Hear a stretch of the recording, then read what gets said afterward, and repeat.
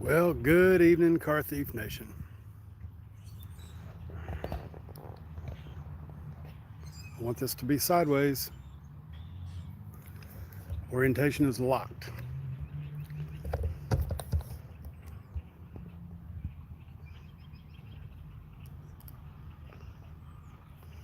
I am at the Nathaniel Green Parks Arboretum and Botanical Garden.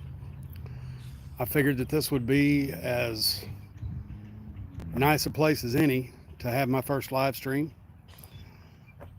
All the plants, trees, and stuff are not yet budded out, but it at least, gets a nice, easy way to get this done. Joko, my flock, YouTube turns, EJ74, happy fuck the cops day. Okay, let's see how I can get this turned. I don't want to turn it this way. Oh well. Okay. Let's wait for a few people to get in here. And just see what we see.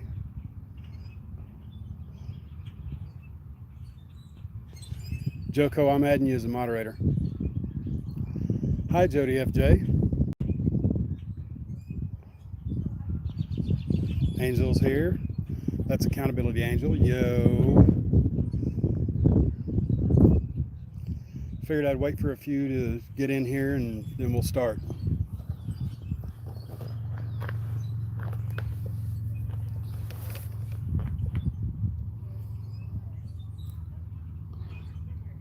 As Caucasian Sasquatch said, I cut off my beard powers.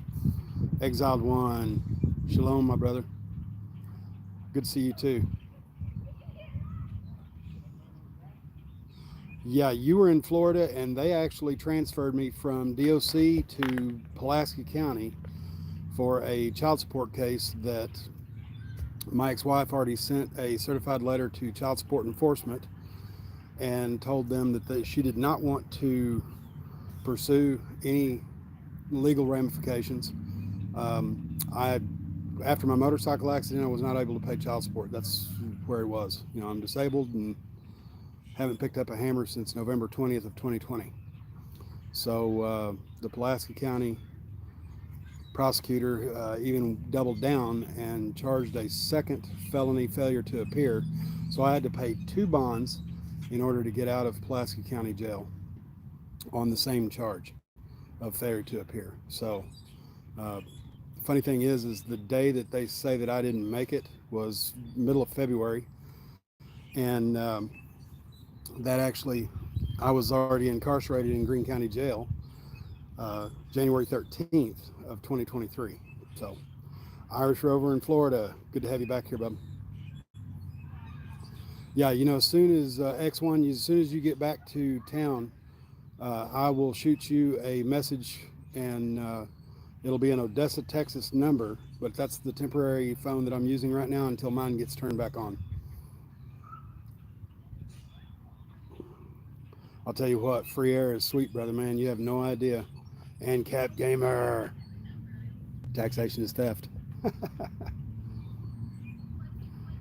I had an immense amount of love, light, salt, and support when Judge Carrier revoked my bond over 4 or 5 YouTube videos that the assistant prosecuting attorney screen recorded for my YouTube channel and brought them with the express intentions of making my sentence more harsh than without them.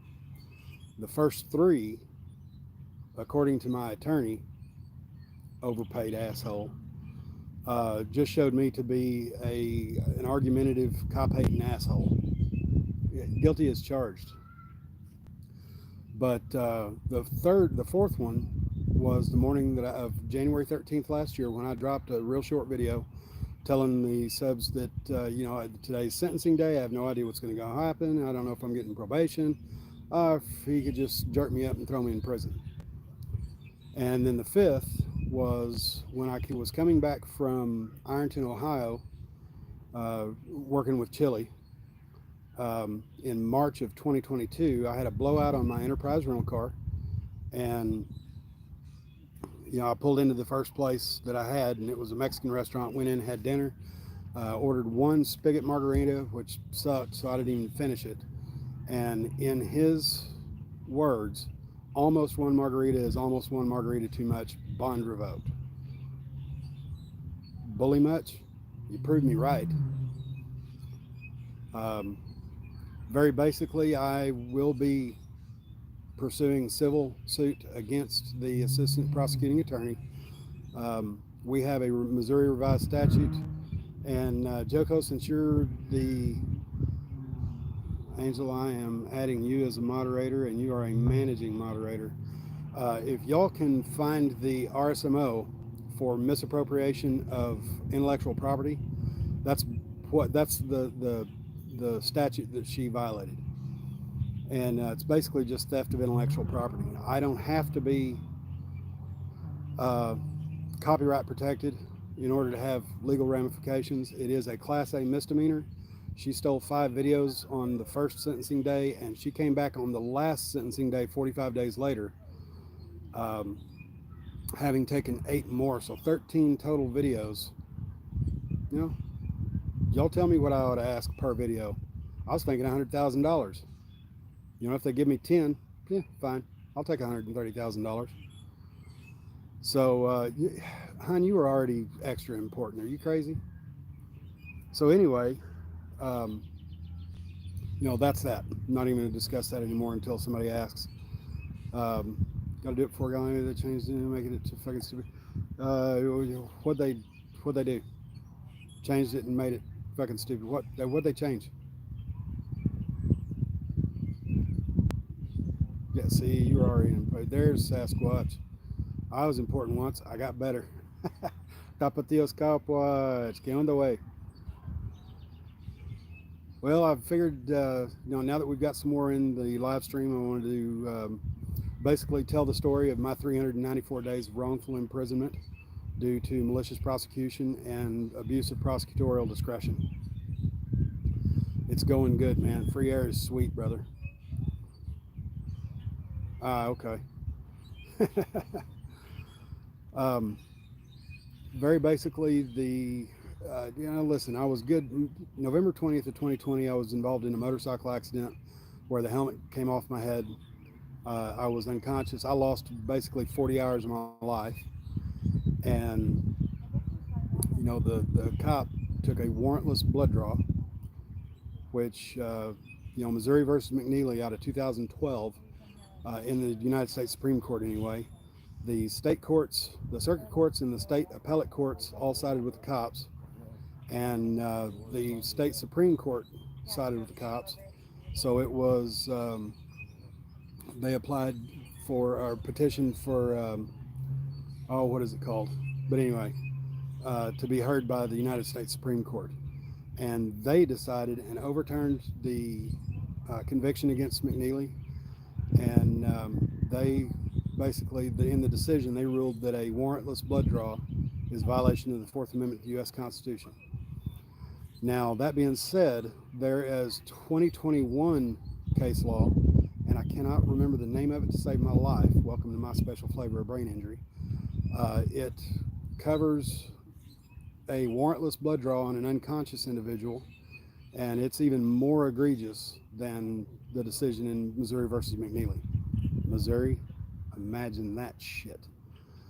So I have my Form 40 filed under Missouri Court Rule, Supreme Court Rule 24.035, which is post-conviction relief, and it's a motion to vacate, set aside, or correct a sentence or judgment. And because of the constitutional violations as well as state law violations, I have grounds to have the conviction overturned. My attorney, not a public pretender, he was a paid attorney, fed me to the machine in what he said my best bet was what were they called, an Alford plea. North Carolina versus Alford says that the defense knows that, or admits guilt, and bases that on the fact that the prosecution has enough evidence that if it goes to trial, you'll get a conviction. You're supposed to get a lighter sentence. So basically, he fed me to the machine because it was easier and quicker for him to not have to do any trial work. That, and I didn't have 10 grand sitting around to go to trial. What I should have done was just asked him to withdraw and gone with a state public pretender, because I think I would have gotten better results. The public defender with the state appellate office, the state public defender's office, says that I have a lot of wind in my sails for an overturn of the conviction, and that's all he does is post-conviction relief. And then the case May 27th of 2022 was a unlawful use of a weapon, section 4, exhibiting.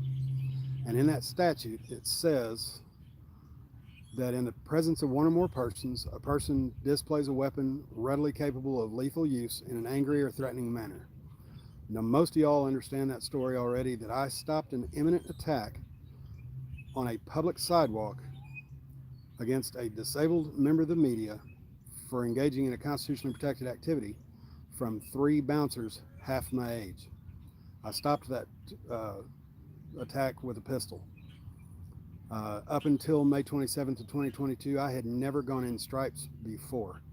I've never even been on supervised probation, and now I'm a double felon. I told my attorney, the same attorney, that I wanted a jury trial. He kept begging and pleading, why don't we just have a bench trial, because this judge has been really nice to you the whole time. I don't care how nice he's been. He's the second harshest judge in the county. Everybody knows he's the second harshest judge, Judge Todd Myers. And he was an assistant prosecuting attorney in Greene County for almost 20 years before he was a judge. The Greene County prosecutor, Dan Patterson, was Greene County prosecutor James Ronald Carrier's number 2 when Judge Carrier was the prosecutor.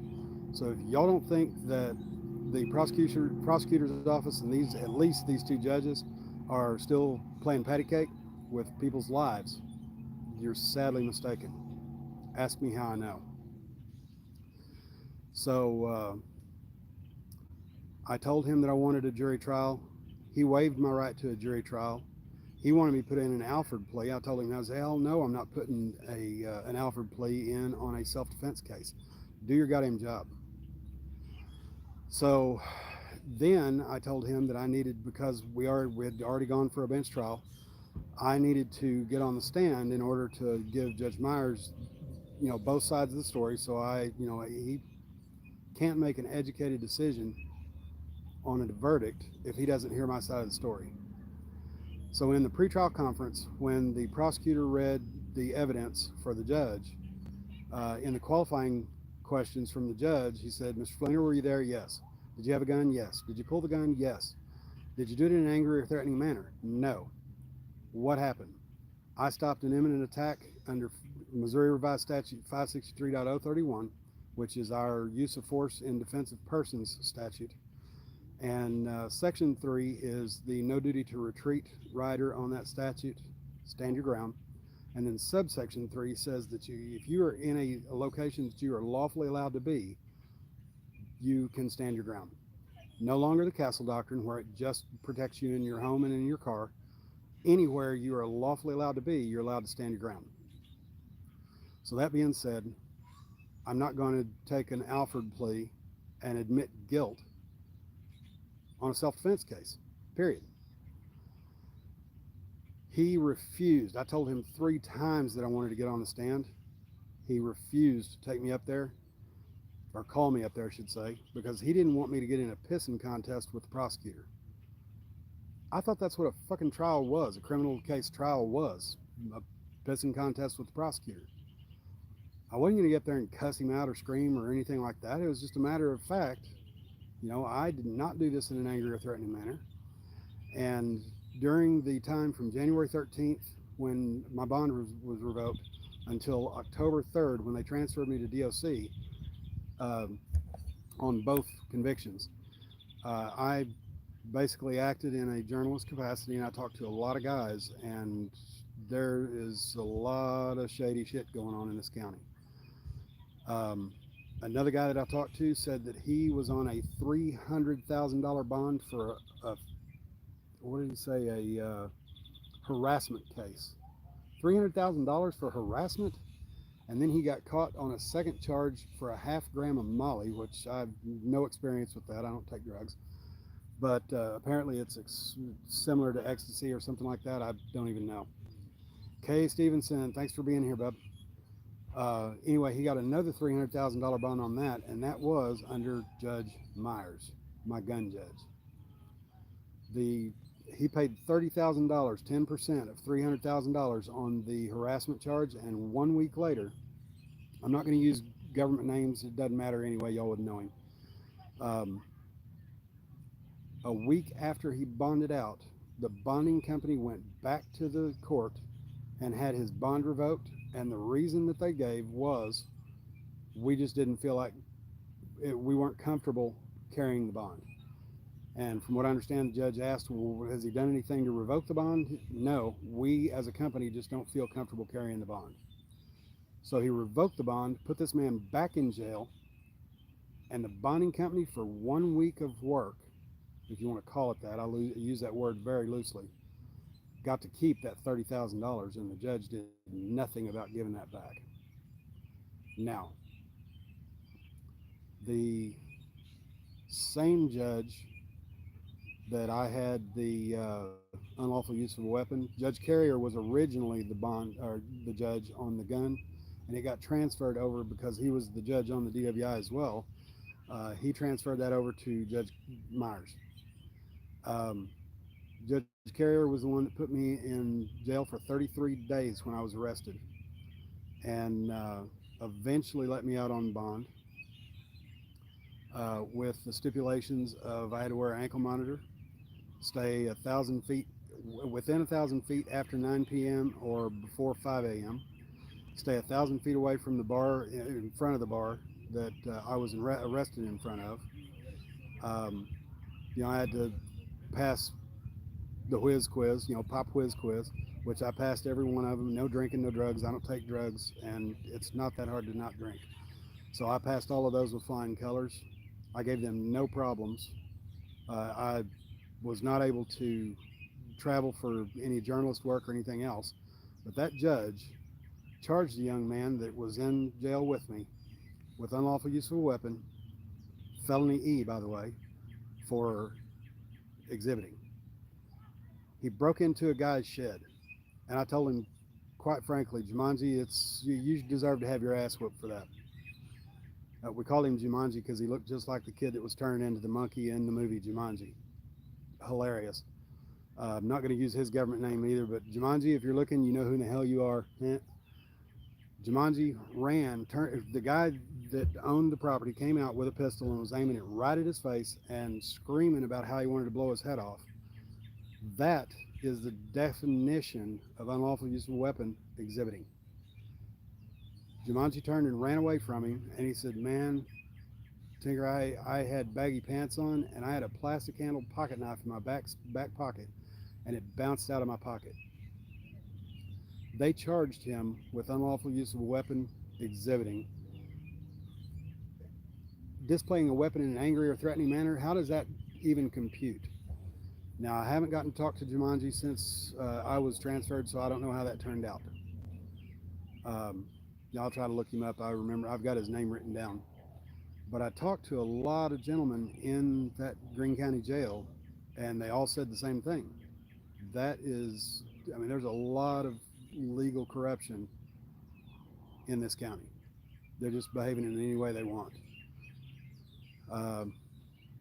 When they transferred me to the Department of Corruption, October 3rd, I had $100 on my commissary account. That day, October 3rd, was the delivery day for that week's canteen, and they had already pulled the order. I had seen at least 2 dozen times when people got transferred out and they didn't cancel the orders. someone else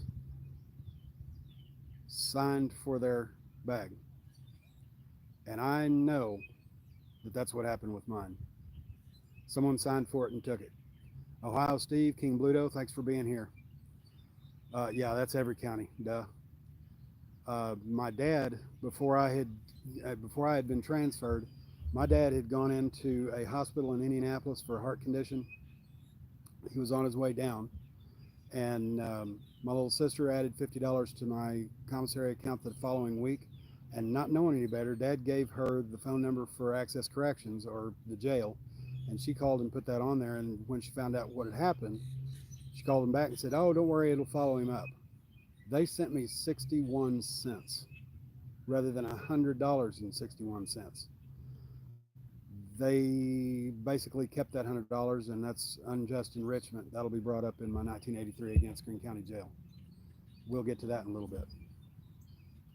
On October 3rd, they transferred me out, and October 18th, I found out the morning of 19th that my father had passed away the night before.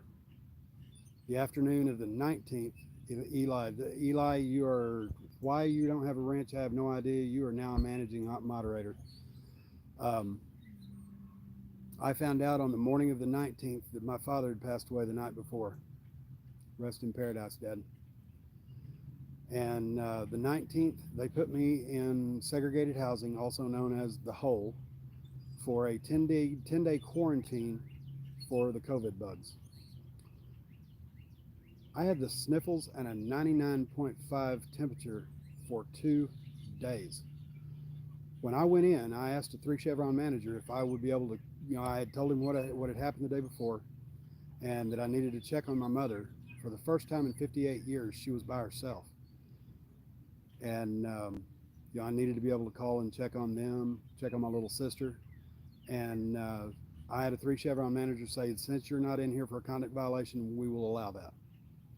Every single CO that I asked, begged, and pleaded to use the telephone to call my mother or my sister, they looked at me like I had 2 heads. I appreciate that, Ohio. Steve, it's been tough, and I'll get to a little more of that here in a second. 10-day quarantine should have ended on day 10. Every single CO denied requests, pleads, or my begging to use the phone, and they're like, "You're in here for you're in the hole, right? I'm in here for not having a conduct violation, right? I'm in here for having a cold." Yeah, well, that, and I'm not going to use the military rank. That 3 Chevron manager is not here, so no, I'm running the show. On day 12 of a 10-day quarantine, I started raising hell on day 11.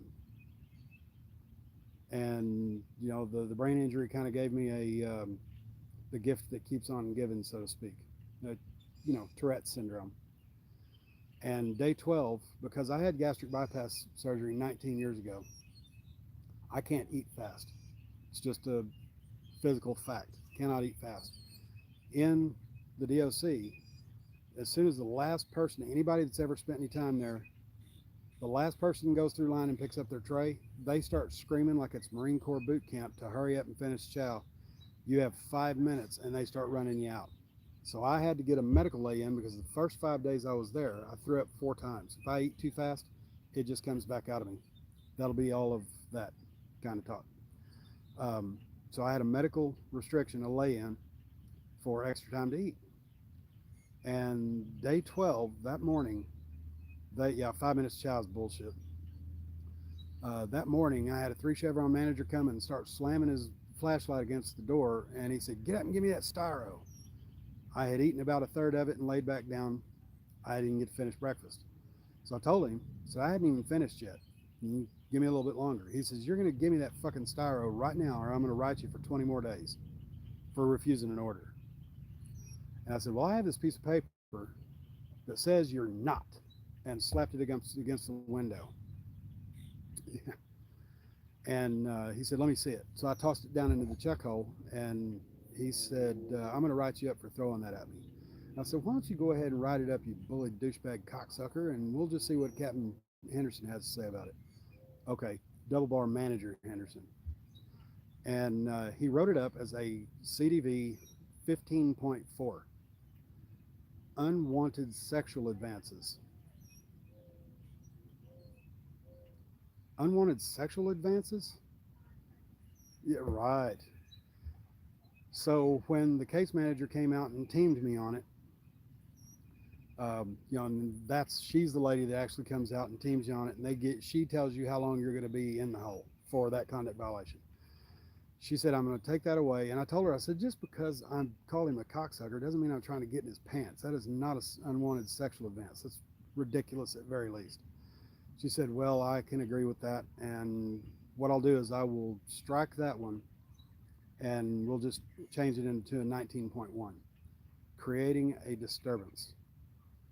So at the ADSEG hearing, 8 days later, no, I'm sorry, 12 days later, she gave me 20 days for the conduct violation. So 32 days I ended up staying in the hole. And on day 12, I had the ADSEG hearing, and that's where they decide whether they're going to give you more time than the 20 days or just go ahead and let you go. And the functional unit manager, the FUM, was there. She was there, and one of their 3 Chevron managers, another one, was there. And I wanted to just verify with the FUM and basically said, okay, let me get this straight. She is punishing me for exercising 2 elements of our First Amendment to the U.S. Constitution. He goes, I don't understand. Freedom of speech. I can understand the argument. What are you talking about, 2 elements? And I asked him, I gave him the pop quiz. Do you even know what the 5 elements of our first law of our land are? He goes, freedom of speech. What else? And picture of bedazzled, shut up, cocksquatch. And I had to give him the pop quiz. Congress shall make no law abridging the freedom of religion or the expression thereof, the freedom of speech, freedom of press, freedom of assembly, and freedom to redress our grievances against our government. And he said, well, we have a grievance process. And I said, your grievance process is your policy, but the Supremacy Clause of the United States Constitution overrules that, and that's that. Let me out, keep me in, whatever. That's that. Cammed Up Caveman, thank you for being here, brother. No, not too soon, cocksquatch, it's fine. Anyway, they said on the 20 days they were going to let me out. I believe because I got mouthy, they ended up putting me in a cell, which because of the brain injury, I'm bottom bunk and bottom tier, restricted. I'm not supposed to go upstairs. The CNA, which is classification and assignment at Fulton, which is just south of St. Louis on the east side of the state, is a flat camp. It's a medical flat camp, and they had the 120 treatment there. And 67 days I stayed at Fulton, 44 of which I was in the hole. And on day 34, they let me out of the hole, and they put me upstairs. They gave me a bottom bunk, but they kept me upstairs. Why they even sent me all the way across the state to go to the 120, I have no idea. Because WRDCC, we really don't count correctly, is in St. Joe, and one of our community lives there in St. Joe. Not going to say who, but yeah. And I love you, brother, for even being willing to come and get me. Didn't have to because they transferred me. On day 34, they let me out and put me on the 2nd tier. And the guy that they put me in with, I was a custody level 1, which is the lowest custody level. I didn't have a violence case. I didn't have too many CDVs. Yeah, of course, I only had 1. And, that basically, I was a level 1 Sigma, which Sigma is a classification because I was disabled. It is against BOP regulations, Bureau of Prisons, and hence federal law, that they're not to house level ones with level fives, and certainly not level five alphas. They put me in an upstairs cell with a level five alpha that was 5 minutes away from having an unhinged come apart. And I do mean in a mental snap. He was pissed that he was having to give his bottom bunk up. And I wasn't demanding it. I was just looking, man, I can't. He goes, well, what year were you born? I'm 53 years old. That doesn't matter. If I didn't have a brain injury with balance issues, I wouldn't have a problem climbing up there.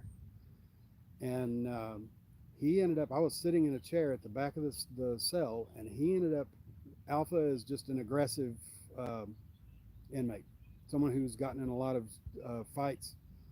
There's a violence background. This guy was doing a 3-year backup on a conviction for an assault. They knew he was assaultive, and they put me in there anyway because the FUM is who recommends a certain cell placement with the bed broker.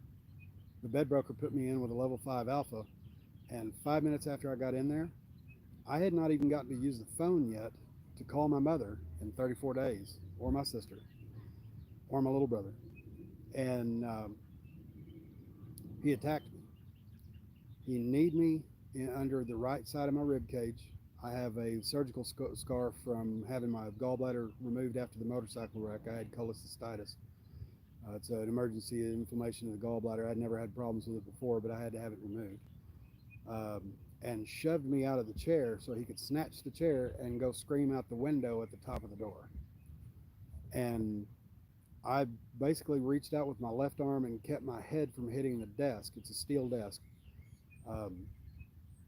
And what I believe is I tore the rotator cuff in my left shoulder. It is still hurt. And yes, they really did do me dirty. And they opened the door, and I hope I don't get any kind of a strike for this because it's pretty fucked up. When they opened the door, it was the case manager for that house as well as a couple of COs, and they wrote it out. I was standing at the back of the cell holding my arm so that my shoulder didn't hang. It was excruciatingly painful, and they took both of us to the hole. The CO, from what I understand, there were some 3 Chevron managers and even higher that said that that particular CO is pretty well known for artistically embellishing his CDVs, conduct violations. And he wrote me for a 19-1 as well, creating a disturbance. And he says in that conduct violation that there was a verbal altercation between the two of us. Not true. I was standing there quiet, watching this guy have a complete and total hissy fit meltdown like a bipolar woman. I know a thing or two about hissy fit bipolar women. That I have no names. Anyway, they wrote it was another 10 days.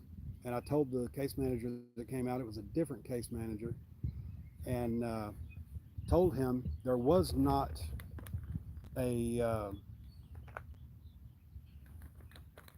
yeah, that's true, slow burner. Told him there was no Midwest accountability. Thanks for being here, bub.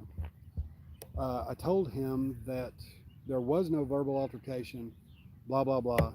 When the door opened, this guy, the first thing out of his mind, he turned into the biggest social justice warrior I've ever seen. And this motherfucker's got to go. He's a racist. He called me a speck, and he's a bigot, and blah, blah, blah, blah.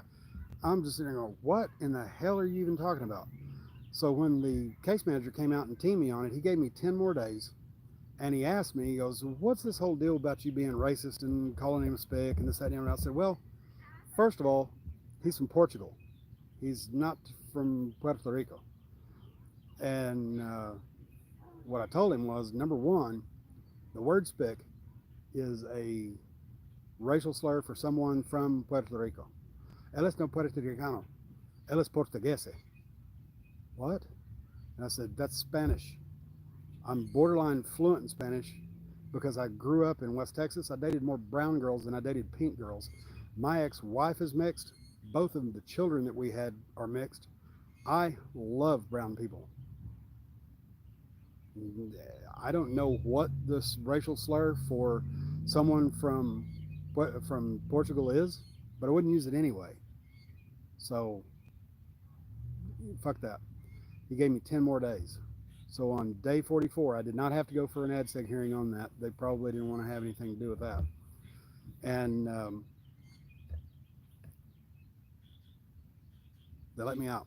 So on day 44, I finally got to make a phone call to my mother and my sister to check on them since the day after my dad died. Because I spent most of that time by myself in that 44 days, I also didn't get to really truly grieve over losing my superhero. My dad was my superhero. And in my mind, if I turn out to be half the man that he was, I will have been successful. He was quite a man. Back to the arrest for the gun charge. I am going to file 1983 against the DOC for First, Sixth, and Eighth Amendment violations, as well as failure to protect, putting me in the cell with the level 5, and getting me hurt. And that's that. I'm going to be filing in 1983 against the Springfield Police Department and the 2 cops that were involved with my motorcycle accident. Joseph Powell, I believe his name is, or Joshua Powell, I can't remember, and Carla Parker. Powell was the one that took the warrantless blood draw. Parker was the one that searched my body and my bike for insurance information, when it's Missouri law now that you can carry your insurance on your phone, which I was cited for no insurance. My attorney also said that it's a package deal. You have to plead guilty to everything in an Alford plea in order for any of it to stick. I had full coverage on the bike. They paid me for the bike and all the safety gear. So I think that that's entirely probable accountability, Angela, because they didn't like me being mouthy, and that's that. When they arrested me for the gun, if you go check out Josh Fox News Now, he is a local auditor, and I mean he's abrasive. He knows a lot of his stuff. He's only got about 500 subs, so if one of y'all could look him up, it's all one word: Josh Fox News Now, and share his link. One of his target police officers is Cody Hammers, who was the arresting officer the night of my gun case. And my attorney tried it more. He was defending more my right to say fuck the police, call him a pig, yada yada yada, rather than our use of force in defense of persons. So he was defending the wrong thing. I even called him out on it during the trial, and he just didn't even say anything. When they arrested me for that, they put me in the hole right after booking. They put me back in cuffs, re-injured my right wrist and right shoulder, which I broke both in my motorcycle accident, just simply from mouthing cops and mouthing jailers for being angry, for being arrested for defending myself under our stand your ground law. You people, thank you for coming here, brother. You'll have to watch it on, anybody that's coming in late, you'll have to kind of rewind, and that way you can hear more of the story. One of those will be, because of that arrest, they put me in the hole for 10 days. And if someone wants to look up, one of the mods want to look that up on Google, it's RSMO, 24 hours rights of confinee. In a Reader's Digest version, it says, in the provisions of this statute, the jail is required in a practicable time frame, reasonable time frame, to let that person contact an attorney or a third party to act in for them, act in their stead, contact an attorney, bondsman, so on and so forth. They put me in the hole, and my first phone call was on day 11. Snark and sass, Boopy, thanks for being here, hon. So very basically, that is it's a Class A misdemeanor, and I will be filing in 1983 for not only the Sixth Amendment violation, but grounded in Missouri Revised Statute, which that really has no weight in it. But Sixth Amendment violation, right to counsel, that's a problem. And there's one single bar manager and 2 3 Chevron managers that I can name, and one of those 3 Chevron managers is now a single bar manager as well. They are all 3 impost certified and commissioned peace officers, so I will be attacking qualified immunities and going from there.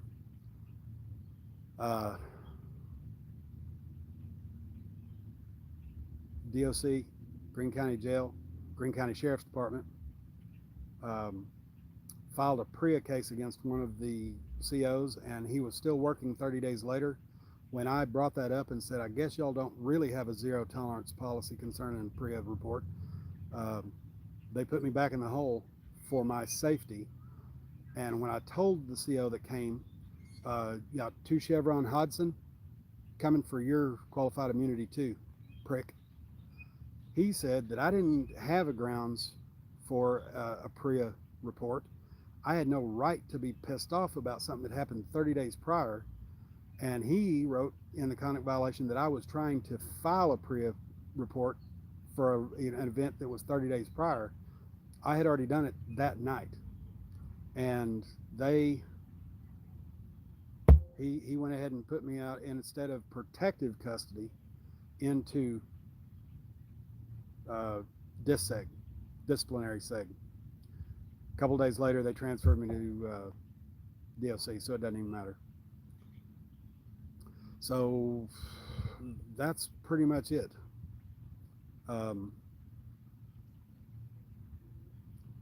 That's only 42 minutes of it, so if you guys have any questions, feel free. I will say that I sung the same song almost every night that I was in jail and prison.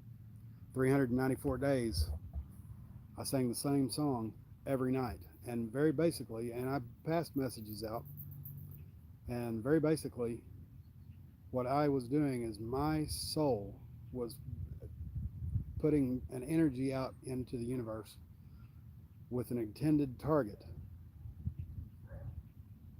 at least 375 nights. I got a lot of standing ovations. I got a lot of thumbs up. I even had this one particular guy in Greene County Jail that chimed in with harmony, and it was quite nice. He had a great singing voice. And I sang the same song every night. And I'm not going to say who the target was, but some of y'all know who the target was. It was Creep by Radiohead. No, I'm not going to sing it. Do I have to? Standing Tall. Thanks for being here, brother. When you were here before, couldn't look you in the eyes. You're just like an angel. Your skin makes me smile. You float like a feather in a beautiful world. You're so very special. I wish I was special, but I'm a creep. Well, I'm a weirdo. What the hell am I doing here? I don't belong here.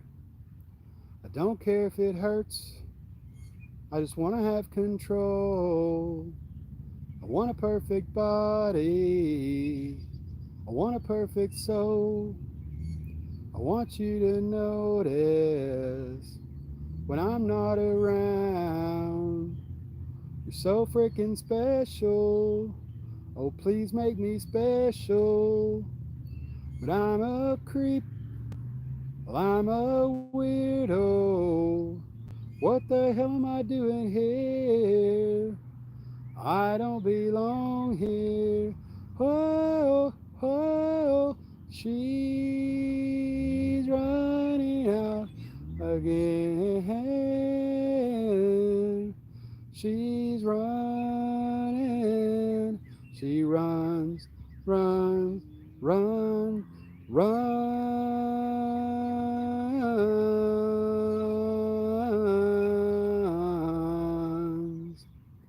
runs.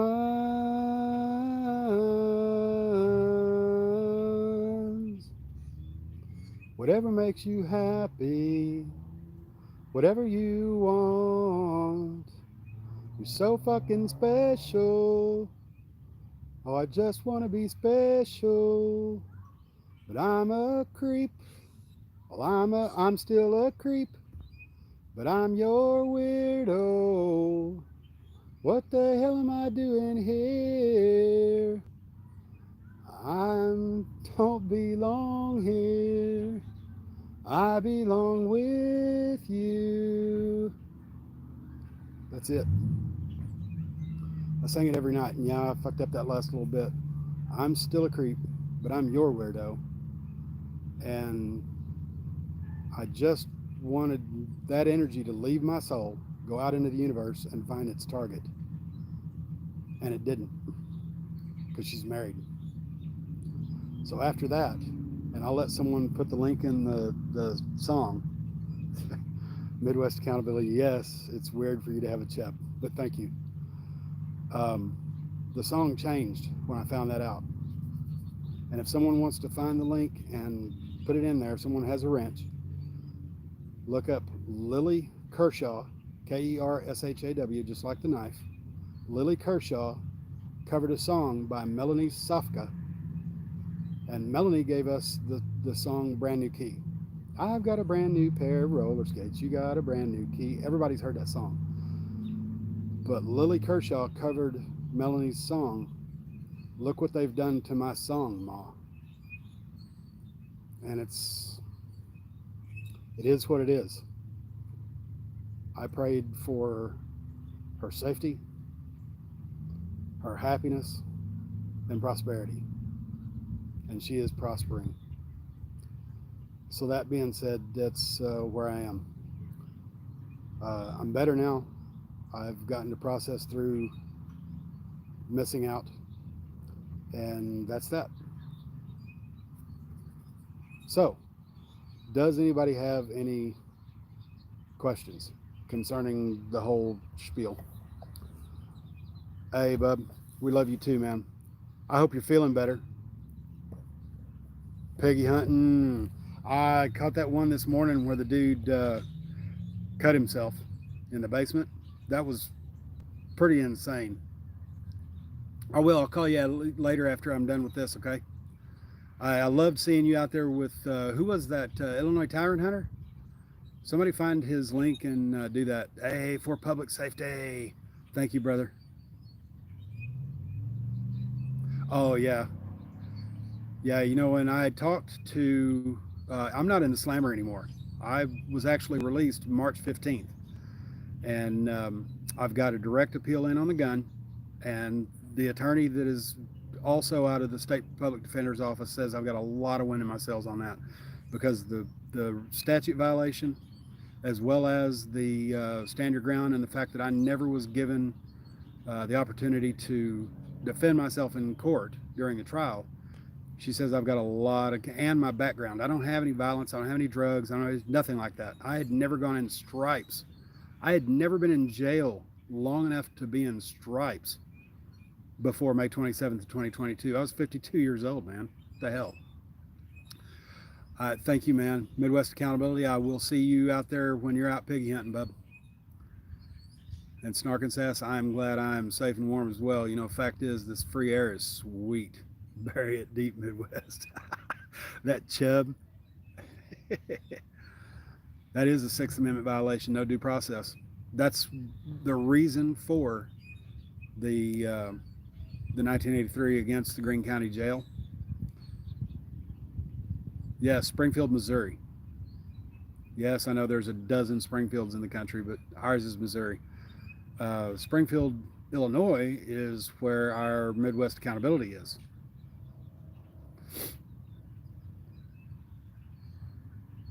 Yeah, I saw that one too, Midwest Accountability. That the cop that you actually had the amicable relationship prior to last night, him trying to run y'all out behind the caution tape for the crime scene, when y'all were invited on by the next door neighbor property owner, and she let y'all stand in the driveway, that was some horse shit. But yes, Sixth Amendment violation for basically a refusal of deny of what is it called? Due process, denial of due process in the 14th Amendment. You did beat the charge in Springfield. Oh, you live in Peoria, Illinois now. Okay, good deal, good deal. Well, ask Accountability Angel. There's a lot of bullshit for you to catch in Peoria, and I'm super glad that you beat that charge in Springfield.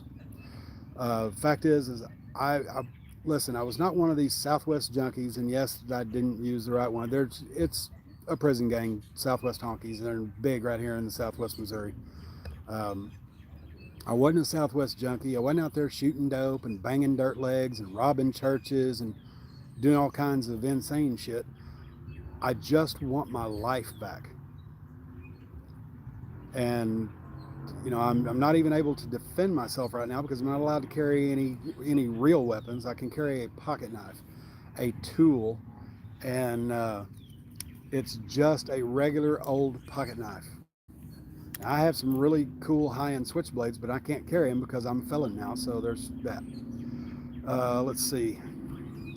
Somebody just wrote a whole bunch of stuff. Standing Tall 710. It gives citizens a series of rights in criminal trials. They include the rights to a fast and public trial by an impartial jury, to be aware of the criminal charges, to confront witnesses during the trial. Yes. The problem with that is my attorney, against my wishes, which that is a court rule violation as well, against my wishes, waived the right to trial. What kind of plea, if there is one? I said no to any kind of a plea in a self-defense case. And whether or not I'm going to testify on my behalf. And in a criminal trial, he is required to adhere to my wishes. And he refused to put me on the stand. So the attorney in that says that I've got a lot of women in my cells. She's a very nice lady. I got to have several conversations with her while I was in.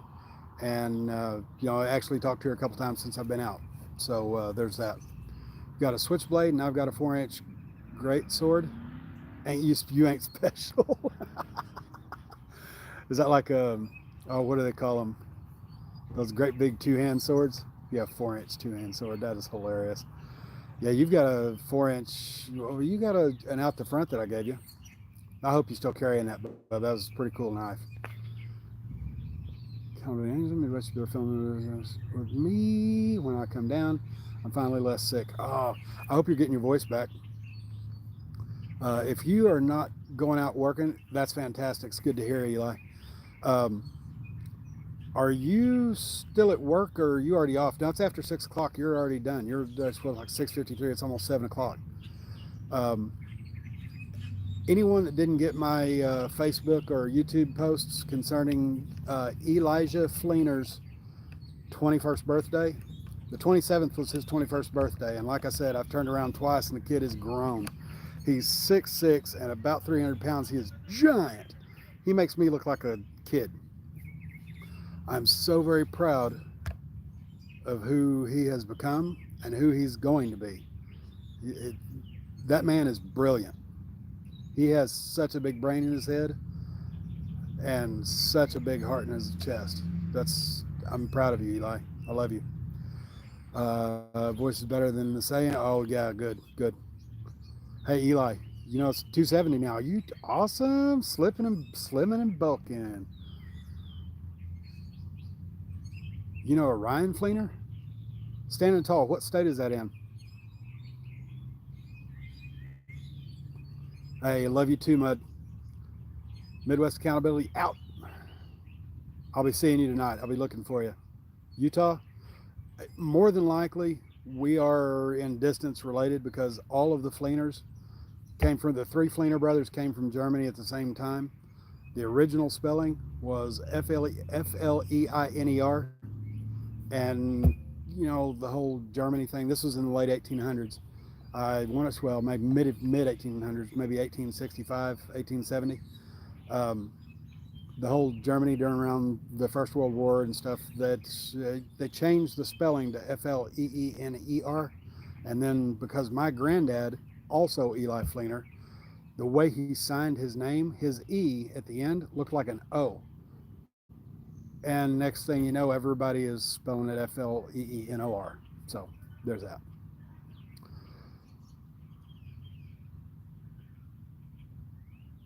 So more than likely we are related. Any particular, and Caucasian Sasquatch, I know you're going to ask. No, I didn't play Big Spoon, Little Spoon. I wasn't scared of that because everybody says I won't be the Big Spoon. Well, okay, because the Little Spoon goes inside the Big Spoon. So it never happened. I never even had to worry about that. On to the food. Aramark is now the company that services all of the prisons in the state of Missouri. They are also in Michigan as well as other states. And they have been sued in every state that they are servicing the Department of Corrections. And they've been sued in every state. 5 camps have sued them in the state of Missouri. I can only speak for them. For foodborne illnesses. Numerous people have been sick, including myself. My hair,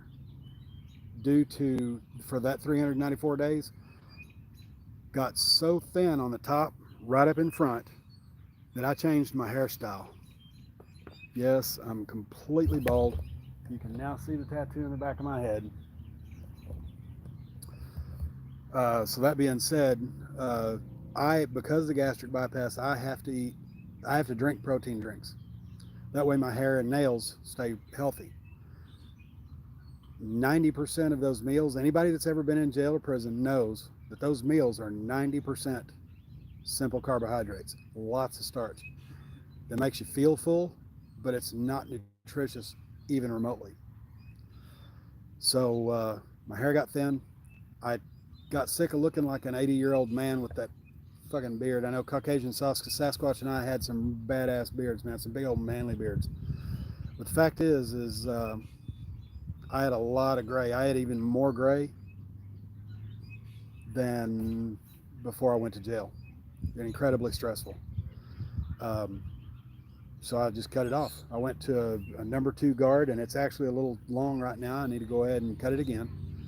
And the day after I got out, got standing tall, and you'll wonder why I look 60. Yeah, you're probably, 42? Tops. When I cut it off, the first thing out of the barber's mouth, I shaved my head, bald, and cut my beard off. I had probably 4 inches of beard. And the second that he cut it off, he said, you just cut about 20 years off your face. So, well, then mid-50s, you're not too far away. I'm mid-50s as well. I don't feel like I look my age. I don't have any crow's feet or lines. I have an angry mark right here, but that's it. I don't feel that I look my age. I certainly don't feel my age, even though I'm disabled. I lost my right shoulder, wrist, and thumb from the motorcycle accident. And I certainly don't act my age. Welcome. Hey, John Denicola, thank you for being here, brother, man. Hey, for anybody that's jumped in really late, oh, Johnny boy, the pipes are calling. Anyway, I certainly would love to, but the fact is I'm on PNP. I can't hit the pipe. Recreational went legalized in Missouri. I can't even be on the premises of a business that sells THC products. You know what? I can do without. The paper's going to end eventually, and I'll, do what I do. Won't be drinking anymore. Basically share that as well. It wasn't as if I were a blistering alcoholic the 10 years before my motorcycle wreck or until now. But the fact is where I want to take my channel, I want to lean towards more of the accountability and transparency rather than just going out and motherfuckering cops and just singing happy birthday. Of course, I love singing happy birthday to you guys. Every one of y'all I love every one of y'all. Y'all are a chosen family. We just rolled 1 hour.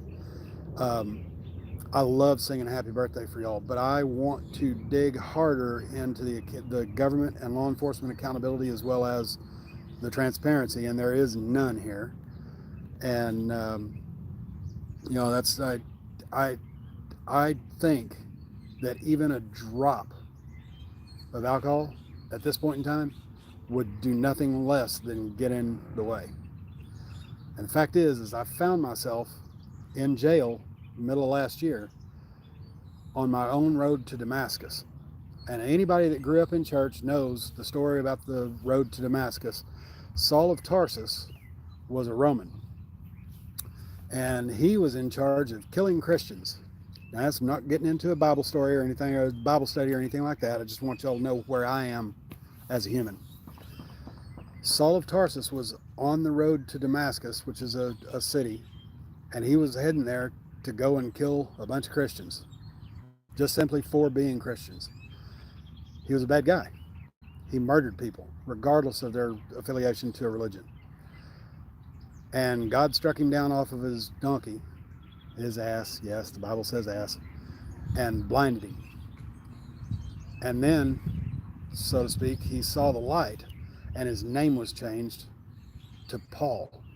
He became the Apostle Paul and was responsible for writing most of the New Testament.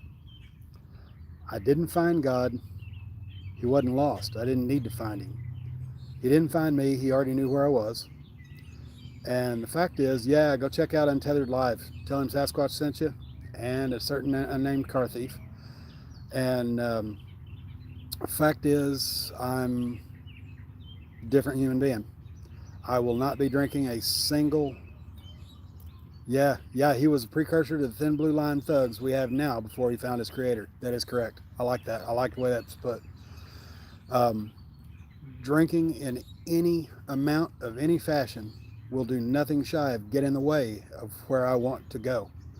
As a human, as a YouTube channel, yes, TikTok Library, Odyssey, Facebook, the whole 9 yards. I want to grow. So if you guys would do me a giant favor and share this out, if you have already mirrored it, great. If you have my permission to share it out, if you want to download it, chop portions of it, use it, you guys have my permission, and you've got video proof of that. Fact is, I don't know how much of anything else I want to share, but I want to be a good brother, a good son, a good friend, which I don't have very many friends. I have brothers and I have known associates. I want to be a good content creator, a good First Amendment auditor, and a great journalist.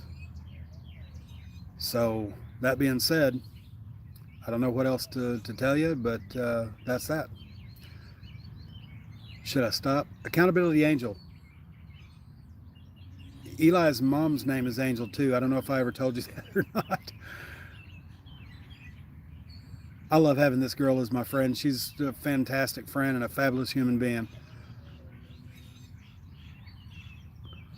Caucasian Sasquatch. That's, yeah, angels do rock.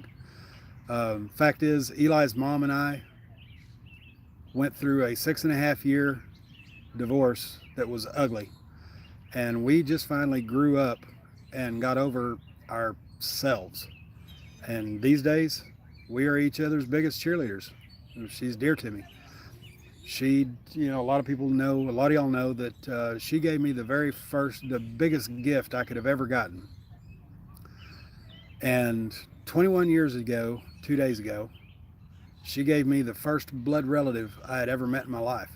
I was adopted at 2 days old. So my mom, my dad, my sister, and my little brother are all adopted. So Elijah was the very first blood relative I had ever met in my 33 years when he was born. So he is special in that regard. His mother is special in that regard. And I hope and pray for the very, very best for her and these two man children. I'm sure that she got a dude friend, and I'm sure that if we meet, we'll probably get along just fine, famously even. So I don't know. Any questions before I lock this off? Because it's an hour and 5 minutes. I don't know what else to tell. John Denicola, you just think you're a troublemaker, kid. Nice ending. Thank you. Okay, Stevenson, thank you. Hey, you know, that's exactly where the name came from, Standing Tall 710. I owned a repossession company. Well, it was actually a towing company, and we specialized in repossessions and impounds, 95% of that. Once or twice a month, I had the, hey, buddy, I'm broke down. Can you come give me a tow? Once or twice a month. We were primarily repossessions and then impounds, both private property impounds and law enforcement custody tows. In the almost 12 years that I had it, everything that I did online, you have a username and a password, right? Well, my username for everything was CarThief, spelled just like it is for my channel. It stands to reason when I got out of the business and started this channel, it made sense. Well, it's kind of catching. Apparently people like it. And, you know, I miss stealing cars. I miss doing those repossessions. But the fact is 16 to 20 hours a day, 7 days a week, 360 days a year. And Elijah can tell you, we didn't have birthday parties, holidays, vacations. Hell, our date nights, you can ask him. My date nights were going out repossessing 3 or 4 hours, and then we would drive from Springfield to Joplin, which is about an hour away, and we would take, you know, a car or two and drop it off at our lot out there, and then stop at Downstream Casino on the way back from Joplin, play 30 minutes of penny slots or something like that, and then back to Springfield and go stealing cars again. So CarThief it is. Those were the date nights that sucked. That's probably why she is mean 8 3/4 of 9.5 years. Oh well. Anyway, hadn't dated anybody since her, and I broke up with her in April of 2001, or 21, sorry. 2021, April of, no. April of 2020, I broke up with her, and I hadn't dated anybody since. So I don't know really concerning being single and ready to mingle or anything like that, but I'm happier. I'm definitely happier. And, you know, we'll just see what the universe has for me. And like Desiderata says, with no doubt, the universe is unfolding as it should. I do want to tell everybody in here, please go, and I've shared this with a couple of y'all, Accountability Angel and Caucasian Sasquatch. The matter of fact, Caucasian Sasquatch has one that he read, and it's a poem from Max Ehrman, I think from 1921 or 24, I can't remember, 1920s. And it's called Desiderata, Desiderata,